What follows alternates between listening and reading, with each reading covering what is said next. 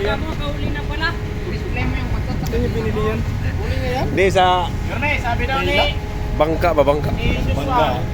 Tuloy mo daw yung buntot. Tuloy mo dun sa kwan mo sa kayo. Ang dami naman naisipan niya.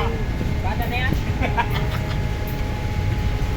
Mao ni pinakadakong isda nga nakuha ginamagit. Grabiha Hindi gini. naniniwala, lagi kong sinisilip yan.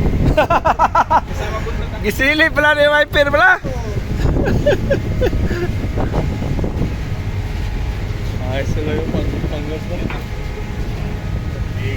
Ikaw, picture ka? Picture kita.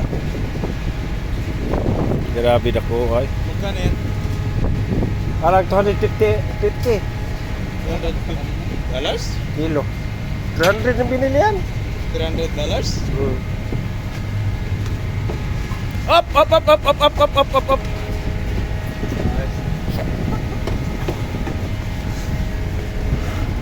Picture pa ito nga photo. Parang matagal na to.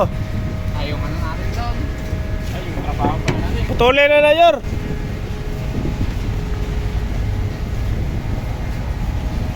Dako to isda eh. Ay. Iskisa na eh.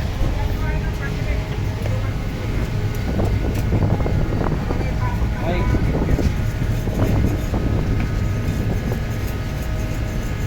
Iskisa lang yor.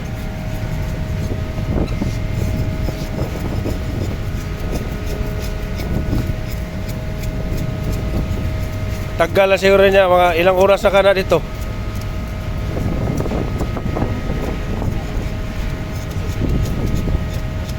sabihin mo lang na wala na sir. Ubus na.